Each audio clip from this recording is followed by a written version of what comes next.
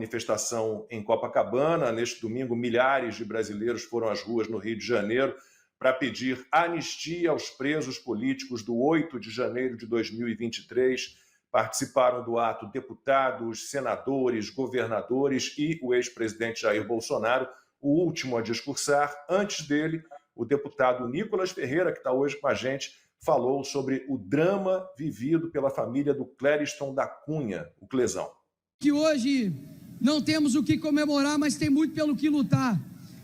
Eu me lembro que antes de eu ir casar, me veio à memória e caiu a ficha de que várias pessoas, como meu avô, como meu tio, que morreram, não estariam no meu casamento, não viriam a minha filha, e isso tomou meu coração de muita tristeza.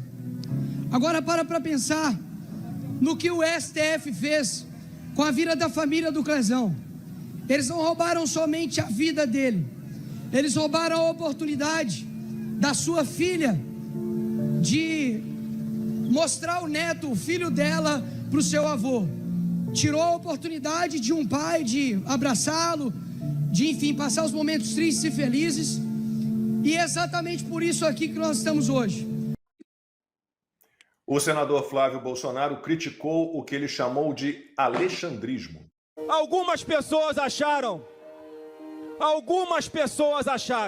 que destruindo as vidas de pessoas humildes, pessoas inocentes, de empresários e até de parlamentares, iam nos intimidar, iam nos calar, iam impedir que nós lotássemos Copacabana. Não! Eles não vão conseguir fazer isso, porque nós estamos aqui para defender a nossa liberdade.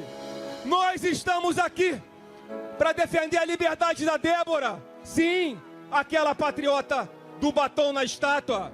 Nós estamos aqui para defender a liberdade do Ezequiel, que é casado com a Débora, aquela mãe de 6 filhos, lá em Ji-Paraná, que tanto o presidente Bolsonaro fala. E nós estamos aqui pela família do Clesão, que está aqui com a gente. Esse que foi a vítima fatal de um ministro que de forma deliberada deixou o Clesão morrer na cadeia, impedindo que ele cuidasse da sua própria saúde. E eu tenho uma coisa para falar a todos vocês. Nós vamos derrotar o alexandrismo.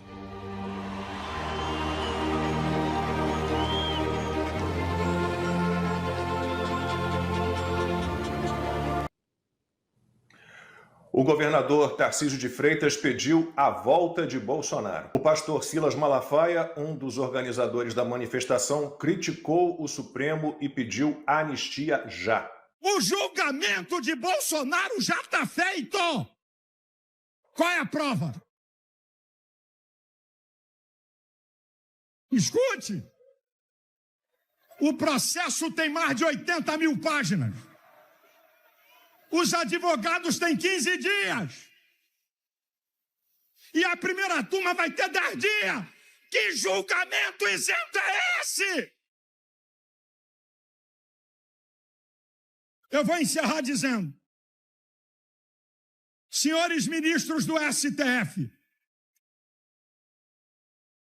os senhores estão respaldando um fora da lei e um ditador. Estão jogando na lata do lixo a Suprema Corte. O STF tem sido o Supremo Tribunal da Injustiça e o Supremo Tribunal da politicagem barata.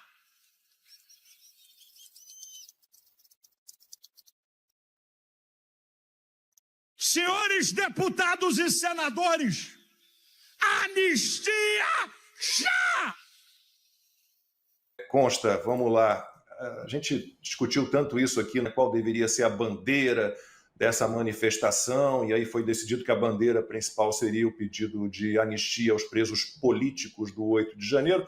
Até escrevi um artigo para a Gazeta do Povo, publicado hoje, em que eu falo, olha, a bandeira é esta, mas esta bandeira carrega com ela outros anseios, outros desejos, né, contra abusos, arbítrios e ilegalidades. É mais ou menos isso, vai. Sim, vamos lá, né? Em primeiro lugar, população patriota, pacífica a manifestação, ordeira, nenhum caso de polícia, né? E muita gente. Aí vamos entrar na discussão do número, né? Quando o Pablo Hortelado da USP e o Datafolha colocam entre 18 e 30 mil, a gente sabe que foi no mínimo 3 vezes isso. A PM do Cláudio Castro deu uma, talvez exagerada ali em 400 mil, não tinha isso tudo provavelmente, mas vamos lá, muita gente. E quando a gente compara com aquele que venceu a eleição, quantos ele consegue colocar na rua para demonstrar apoio a este governo, né, a gente vê que existe realmente uma diferença gritante. O Bolsonaro ainda arrasta multidões. Podemos discutir se é uma multidão menor ou não, do que deveria ser, do que poderia ser, mas é uma multidão. Aí vem a questão da pauta, né? Ele preferiu focar as manifestações ali com Silas Malafaia no Rio de Janeiro e na pauta monotemática da anistia. É uma pauta necessária, é uma pauta boa. Mas, infelizmente, eu falo pela minha experiência, eu conheço muita gente da elite brasileira que é uma elite mais alienada, não sabe nem quem é Clesão. Muitos, às vezes, ficam chocados quando eu relato o meu caso. Mas você não pode ir para o Brasil? As pessoas não sabem, tem gente que não sabe. Infelizmente, eu adoraria que fosse diferente. Eu queria muito que todo brasileiro soubesse quem é Débora, mas não sabe. Agora, que prometeram picanha e o ovo tá caro, isso muita gente sabe. Então, me parece que o fora Lula faria mais sentido. O que eu quero dizer com isso é que o antipetismo talvez seja maior do que o bolsonarismo. E o Bolsonaro deveria ter, talvez, a percepção de compreender isso. Quero agradecer a lembrança de todos os que estão sendo perseguidos. Eu estava lá, temos a imagem para mostrar aí. Eu fui lembrado, né, nas areias de Copacabana, que saudade dessa cabeleira, né, dessa juba bonita. Mas muita gente está sendo perseguida, muita gente ainda é preso político no Brasil. E eu gostei muito do tom das falas. Nós mostramos algumas aí. O Nicolas dispensa comentário, tem sido alvo de um fogo amigo de uma ala bolsonarista que, infelizmente, só quer dividir, e eu vou falar disso já já. Mas o Nicolas fez um discurso, como a gente esperaria, muito firme. O Tarcísio, talvez não como alguns esperassem, fez um discurso muito firme. O Flávio Bolsonaro falou do alexandrismo. Ora, o próprio pai pediu para não levarem placas e tudo mais. Eu entendo a época sensível que estamos vivendo, tem esse julgamento político do qual vamos falar. Ele talvez seja condenado e preso, que é o que o sistema quer, né? Mas nós temos que falar dos presos políticos e do abuso de poder e da ditadura que virou o Brasil. E tem muito mais gente que concorda com essa agenda, com essa pauta, mas que de alguma forma tem ali umas divergências político-eleitorais que não me interessam. De novo, o Bolsonaro deu o tom quando ele falou no final que o Kassab, e é uma informação relevante, que o Kassab e o seu PSD já estão fechados com a pauta da anistia. Isso é ótima notícia.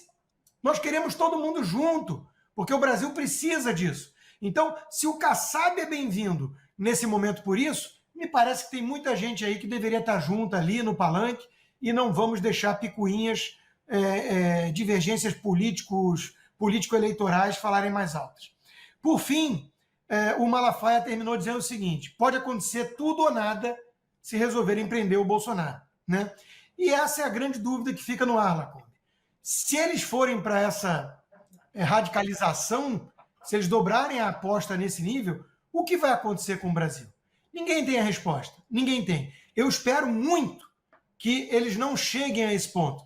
Tem hoje em dia o governo americano de olho, tem gente nas ruas, e não é pouca gente, e ninguém sabe o que pode acontecer. O sistema quer se livrar do bolsonarismo. O Barroso, presidente do STF, disse: nós derrotamos o bolsonarismo. A resposta está aí. Não derrotaram. Ainda não derrotaram, não. E o que vocês vão fazer a respeito? Prender essa multidão de gente? Vocês tentaram intimidar muita gente no Brasil. Não conseguiram. Então é hora de pensar em pacificar esse país. É hora de todos os cidadãos de bem pensarem em se unir contra esses abusos e resgatarmos o que pode ser resgatado da nossa democracia. Essa é a pauta urgente. Anistia aos presos políticos. Bolsonaro precisa estar nas urnas em 2026, ou isso não é democracia? Ana, um público menor do que as últimas manifestações, mas acho que discursos, como ressaltou o Consta, mais certeiros, né? Mais objetivos. Lacombe, olha, eu acho que estava cheio, estava lotado, né? Muitos se prendem ou até porque o outro lado hoje não consegue colocar 800 mil pessoas numa live sequer. A live do Lula foi cancelada porque ele não conseguia colocar 1.000 pessoas numa live, que você não sai da sua casa, quiçá as ruas. Estava muito cheio, o brasileiro já entendeu o que está acontecendo, o brasileiro não vai esquecer, o brasileiro de bem, né? Não vai esquecer o nome do Clériston da Cunha. Eu escrevi essa semana na Revista Oeste, agora na edição de sexta-feira, um artigo exatamente para ser traduzido para o inglês, é só sobre o Clesão, a cronografia, todos os eventos ali listados, todos os pedidos de habeas corpus, todos negados, foram 7 ao todo. Eu conversei com o doutor Ezequiel, o advogado dele, pedi os documentos, olhei todos os documentos, coloquei os documentos no meu artigo exatamente para ser traduzido para o inglês, porque quando você olha os documentos, quando você monta o quebra-cabeça Clériston da Cunha ali diante dos seus olhos, como, por exemplo, na consulta médica dele, que estava marcada para 30 de janeiro de 2023, ali, naquele atestado, o primeiro, pedindo para ele sair da prisão, estava escrito: em função da gravidade do quadro clínico, risco de morte pela imunossupressão e infecções, solicitamos agilidade na resolução do processo legal do paciente. Depois você pega os documentos do dia que ele foi preso, ele simplesmente obedeceu, ele entrou, ele chegou depois que a manifestação já tinha já estava tudo calmo. Ele chegou por volta das 17 horas. Então, assim, o caso do Clériston da Cunha é uma página nefasta na história do Brasil, e isso não pode ser esquecido e não vai ser esquecido. Dito isso, sobre a manifestação, eu comentei sobre o meu artigo exatamente para ir com o discurso do Nicolas. Eu acho que o Clériston é o personagem do dia de hoje, é o personagem do pedido de anistia, porque foi um morto político, e como Augusto muito bem fala, é um corpo que ficará estendido para sempre ali na porta do Supremo Tribunal Federal. E aí, Lacombe, o discurso do Nicolas, para mim, foi muito enfático, foi muito importante, assim como o do governador Tarcísio, do presidente Bolsonaro, então, foi um discurso muito contundente. E aí eu queria pedir para a nossa produção colocar essa foto, exatamente, que para mim foi a foto da manifestação, o governador Tarcísio, o Nicolas, o deputado Nicolas e o presidente Bolsonaro, porque nós temos visto nas últimas semanas seríssimas tentativas de dividir esse núcleo. Pode deixar na tela, Franco, por favor. Seríssimas tentativas de dissolver isso aí que a gente está vendo. Disseram insistentemente que isso aí tinha acabado. E, no entanto, os 3 estavam ali, sob o comando do presidente Bolsonaro, que é o nome hoje que eleva a direita no Brasil. Mas e se o Bolsonaro continuar inelegível? Então a gente cruza essa ponte quando a gente chegar lá. Obrigada, Franco. Existe hoje no Brasil uma vontade muito grande de abocanhar certas áreas por puro poder. E muitos abusam disso, dizendo que fazem o que fazem para proteger o presidente Bolsonaro. Essa foto, para mim, é um esparadrapo na boca de muita gente que quer dividir um núcleo que é fiel ao presidente Bolsonaro, que é grato ao presidente Bolsonaro, que sabe que o nome para 2026 é do presidente Bolsonaro, Então, muito cuidado com o que vocês leem, vou colocar aí uma palavra das redes sociais, né? Com as tretas das redes sociais, porque essa foto está aí, os três ali, lutando pelo Brasil, lutando pela anistia. Tenho certeza que se a deputada Bia Kicis estivesse com a saúde boa, ela estaria nessa foto também. Então, muito cuidado, porque muita gente, com a desculpa, sob o manto de proteger o presidente Bolsonaro, vai querer implodir esse núcleo fiel ao presidente Bolsonaro e que é muito importante para o Brasil. Esses dias um jornalista me falou assim: você teve atritos com o Bolsonaro? Eu falei assim: você é casado? Aí ele: sou divorciado. Eu falei: pois é. Então, pelo visto, já teve atrito, né? Então, se você tem atrito com as pessoas que você mais ama, é natural que você também tenha nos seus relacionamentos profissionais. E a minha relação com o Bolsonaro, ela de fato, eu acredito que excede a própria questão profissional, até mesmo porque ele é uma inspiração para mim. Eu entrei na política, indo às manifestações do impeachment da Dilma, e ele, enfim, desde aquela época, com as suas posições, né, contundentes, foi ganhando espaço principalmente entre os mais jovens, e eu era ainda mais jovem naquela época. Então, uma pessoa que a todo tempo, seja em debates, seja em plenário, o penúltimo vídeo que eu postei aí foi com todos os deputados ao redor de mim ali no plenário e fazendo, né, a defesa exatamente dele sobre esse golpe, né, EAD, golpe à distância que ele deu lá dos Estados Unidos. E só esse vídeo alcançou mais de 25 milhões só no Instagram. Ou seja, esse tipo de, digamos, não tretas, porque eu acredito que muitas das vezes é algo extremamente estratégico para poder dividir uma direita que, enfim, precisa, obviamente, ser ainda mais coesa, ainda mais bem estruturada, ainda mais organizada.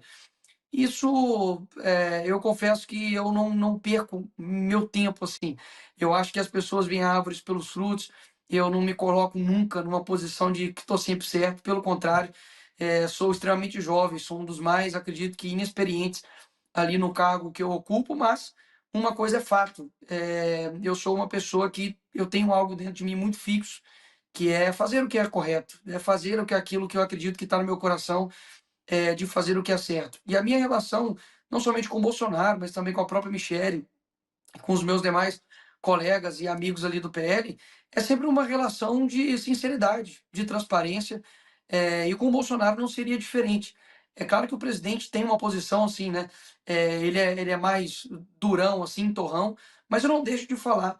Inclusive, isso que Rodrigo Constantino pontuou, e muito bem, sobre a própria questão da pauta, de, enfim, da manifestação que estava marcada há bastante tempo com a pauta fora Lula, e aí depois modificou. Eu fui um daqueles que, olha, coloquei um ponto divergente. Falei, pessoal, eu acredito que, enfim, talvez não seja a melhor estratégia, posso estar errado, mas essa pauta ela é convergente. O brasileiro vai para a rua quando ele sente falta, né, no bolso, quando ele sente o ovo caro, quando ele sente enganado por uma promessa de picanha e agora o café está praticamente quase que no preço de uma picanha. Então, esses foram os pontos que foram colocados, e óbvio, existem pessoas que não têm, enfim, mais nada a oferecer do que uma certa, enfim, lealdade falsa ao presidente e acaba atrapalhando. Mas como eu já deixei bem claro nas redes e somente no Twitter, e hoje deu para perceber que o Twitter não é a bolha da bolha da bolha, né?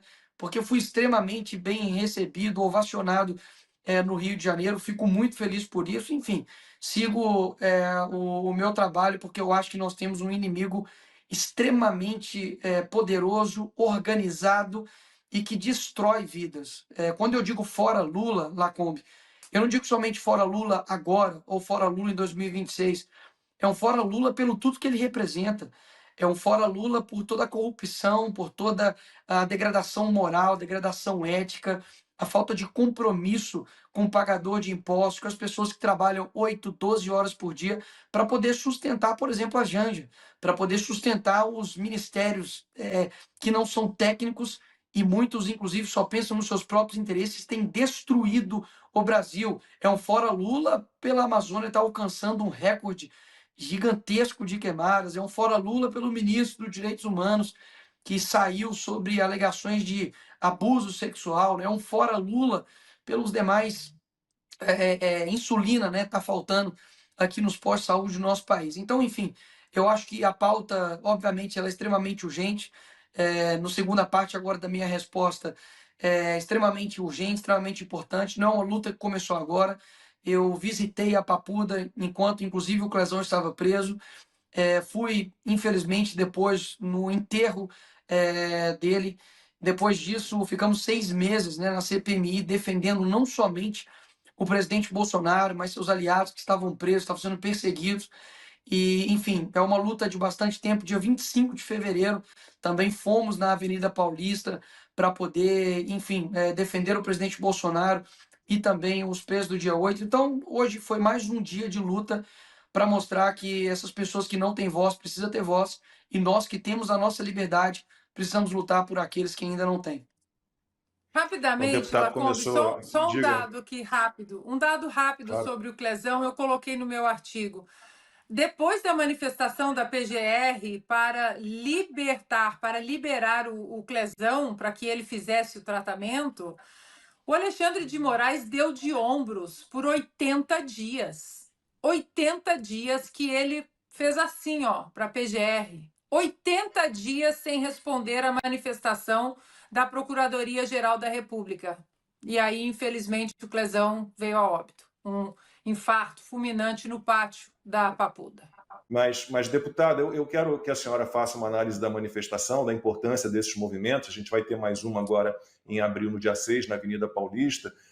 Mas eu quero fazer uma pergunta para a senhora e depois eu queria que o deputado Nicolas Ferreira também desse assim, a impressão dele sobre, por exemplo, Constantino trouxe a informação que o presidente Bolsonaro deu no seu discurso de que o PSD, que é um partido importante hoje, do Gilberto Kassab, já está, né, encaminhado para votar a favor da anistia. Outro dia saiu uma pesquisa indicando que há apoio de pelo menos metade da Câmara para o projeto de anistia aos presos políticos do 8 de janeiro e quase metade dos senadores. Então, queria que a senhora fizesse uma análise da manifestação e falasse um pouquinho da sua percepção em relação a esse projeto, da aceitação desse projeto na Câmara dos Deputados. Bom, em primeiro lugar, sobre a manifestação, eu não estava lá, mas estava acompanhando, era uma das pessoas que estava acompanhando pela internet o tempo todo, ligadíssima. Confesso que tive até vontade, me deu um nó na garganta, uma vontade de chorar por não estar lá pessoalmente, primeira vez, como eu falei, e ainda mais eu que sou do Rio, aquele é o meu pedaço, né? Eu sou de Copacabana, do Leme ali, então é o meu pedaço. Foi muito difícil não estar lá.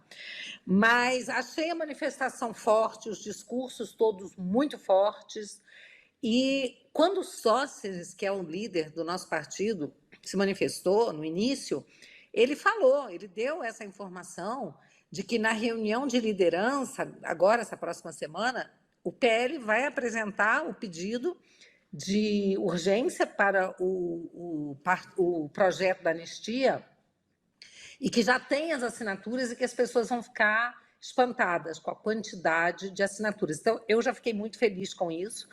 Eu acompanhei a reunião que teve daquela mãe, Vanessa, né, de 6 filhos, cujo marido também foi preso.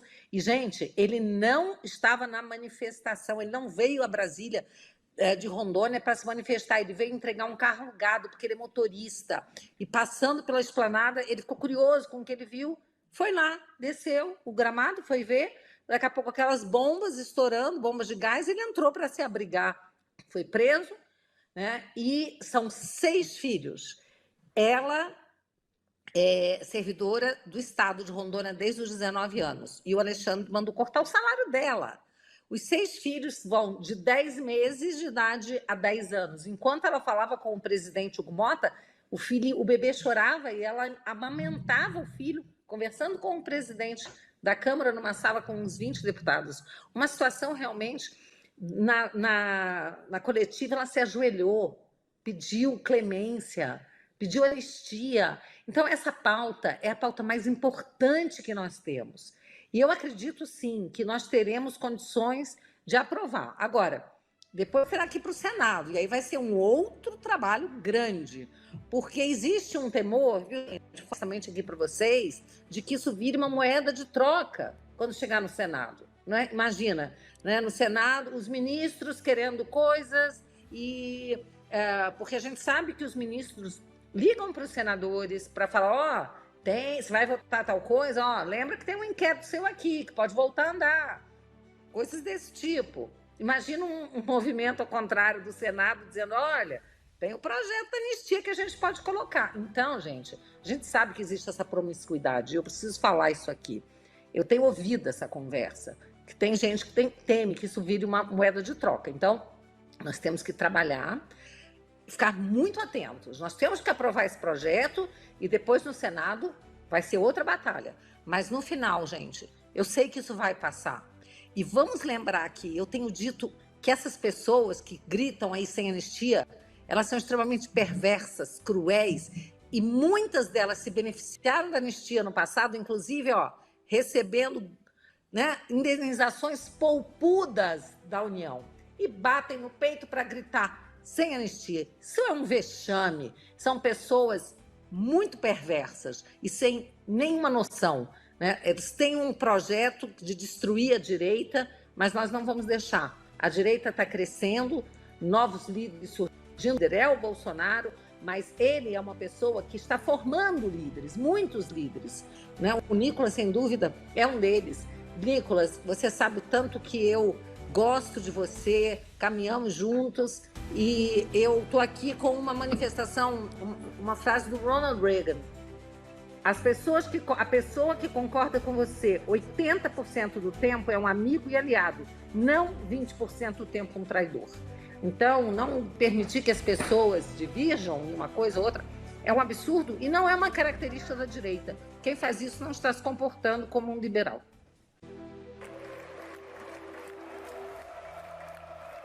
Olá a todos, quero destacar a incrível resistência do canal Endireitei no YouTube, que tem enfrentado de maneira firme e determinada os boicotes recentes da plataforma.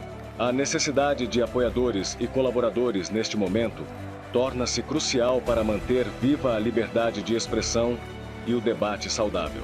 A contribuição de cada um de vocês é fundamental para que vozes diversas continuem sendo ouvidas e para que a pluralidade de ideias seja preservada. Juntos, podemos fortalecer e defender a importante missão deste canal. É hora de unirmos forças e demonstrarmos que a liberdade de expressão é um direito inegociável.